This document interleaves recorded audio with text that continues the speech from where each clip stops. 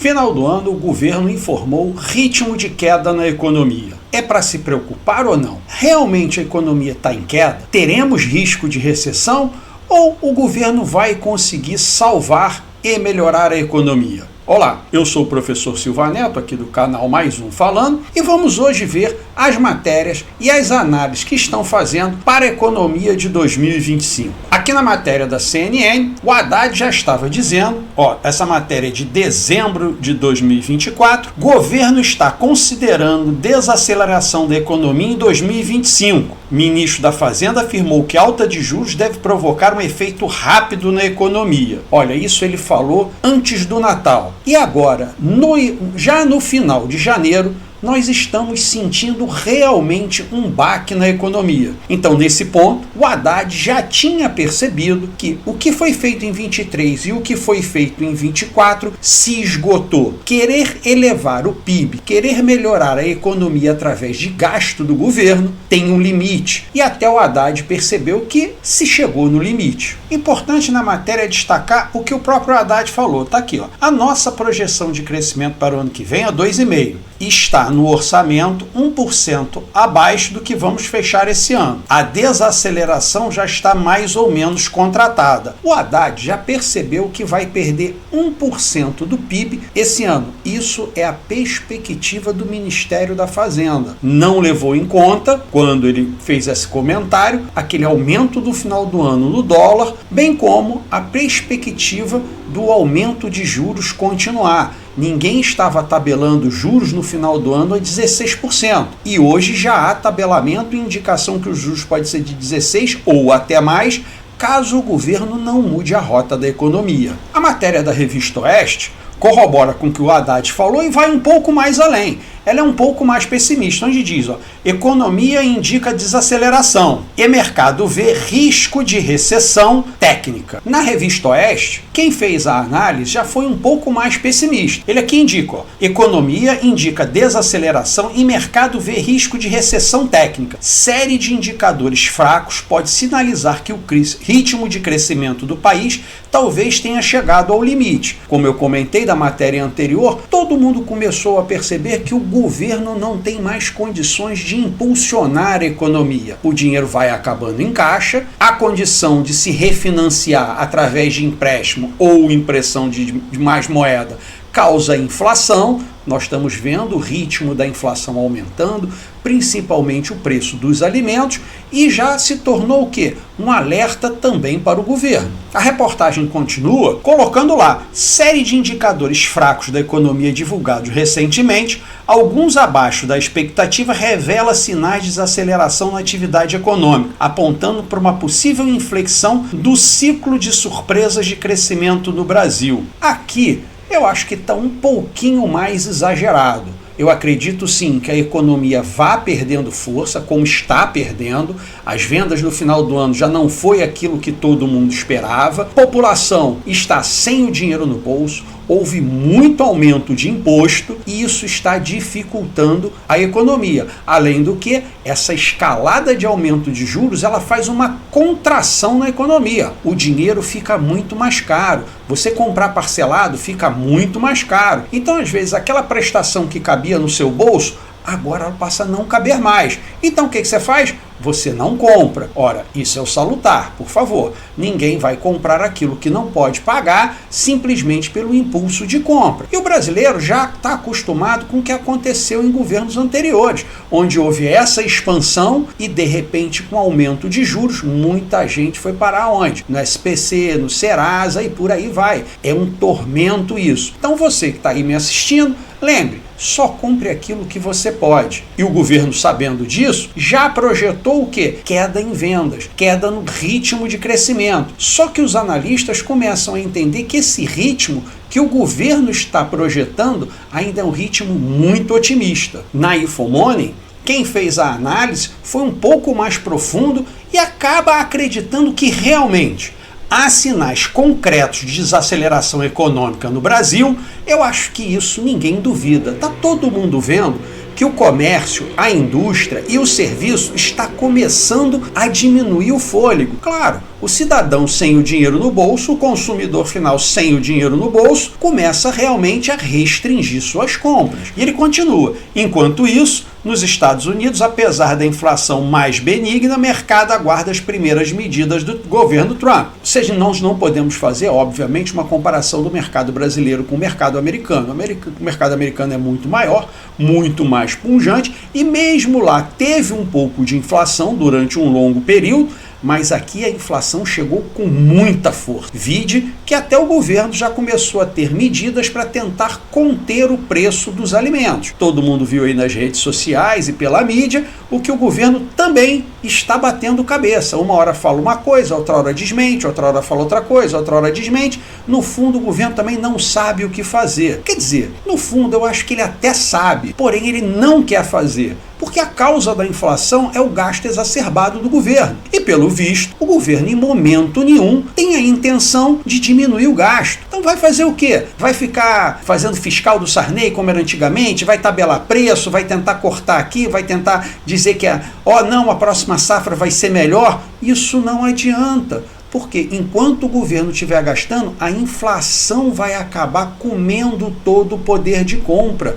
Aí você vai pensar que o alimento vai diminuir? Não. O máximo que vai acontecer é ele se estabilizar num preço alto, porque o dinheiro perdeu valor pela inflação. Interessante entender os argumentos desse analista que escreveu a matéria aqui para o Infomoney. Então ele vem mais ou menos sedimentando naquilo que eu já falei. Então tá lá, para o economista, o fato é que houve uma piora nas condições financeiras no final do ano passado.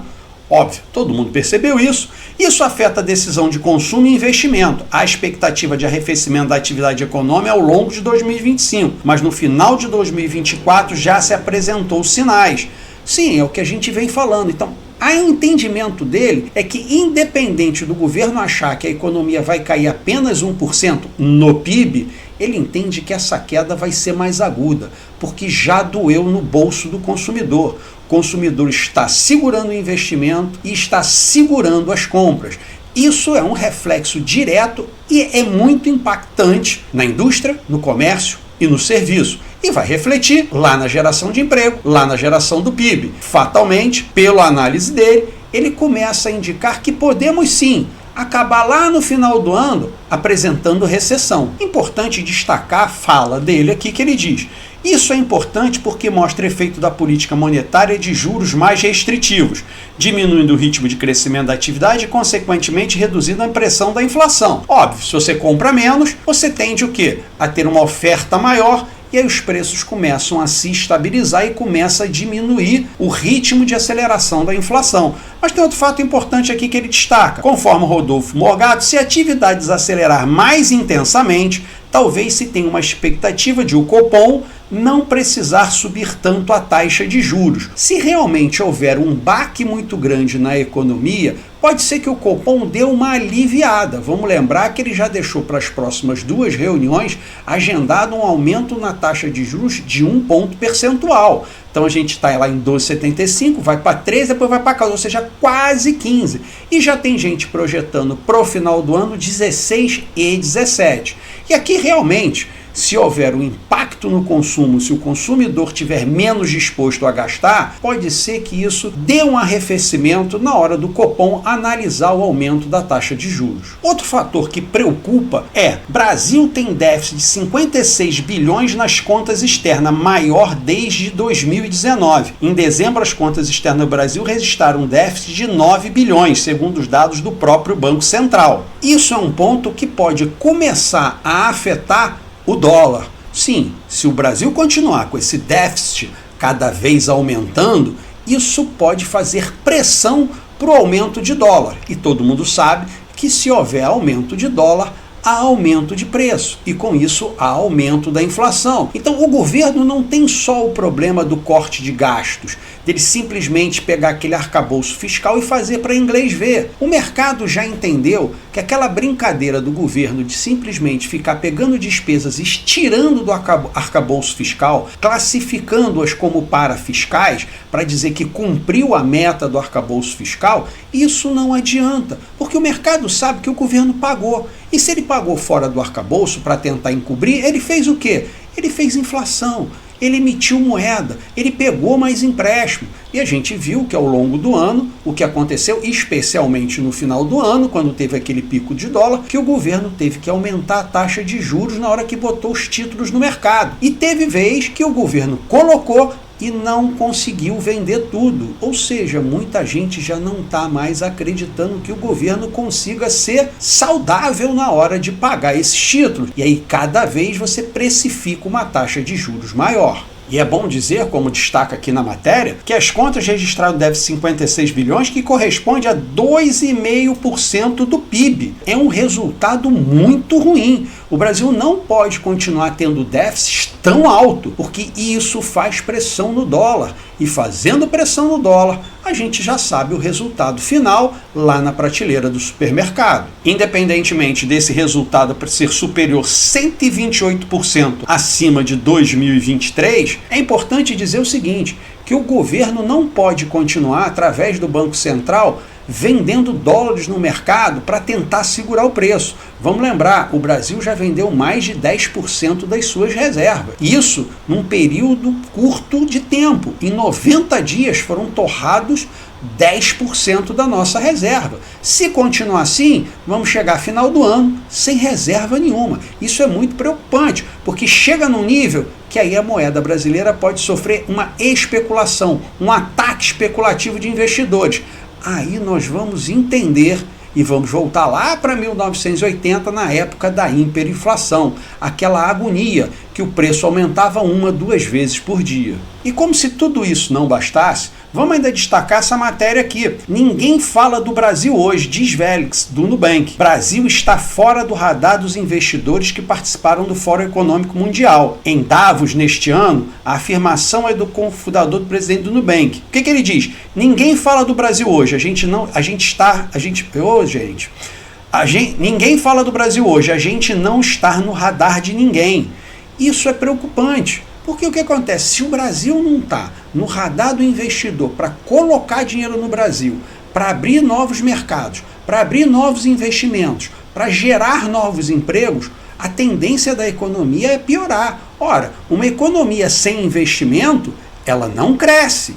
E isso traz um futuro ruim para o país. Com isso, o de certo é, a economia em 2025 vai arrefecer. Agora, se vai ser dentro do parâmetro do Haddad de apenas 1%, ou se vai ser dentro dos parâmetros de analistas que entendem que podemos chegar no final do ano com uma recessão, é muito difícil agora nós podemos cravar uma posição. Certo é, a economia está com tendência de queda. Isso é importante. Você que tem o seu negócio precisa prestar muita atenção nisso. Ver seu estoque, ver seu fluxo de caixa, para que você não seja pego de surpresa. Porém, pode acontecer que no meio do caminho o governo mude o rumo, o que, na minha opinião, eu acho muito pouco provável, porque se ele repetir 2023 e 2024, 2025 nós podemos dizer que estamos entrando naquele governo de 1 a 3, indo para o buraco. Então, se você gosta desse tipo de informação, dá um curte para mim, por favor. Se você acha que um amigo seu precisa dessa informação,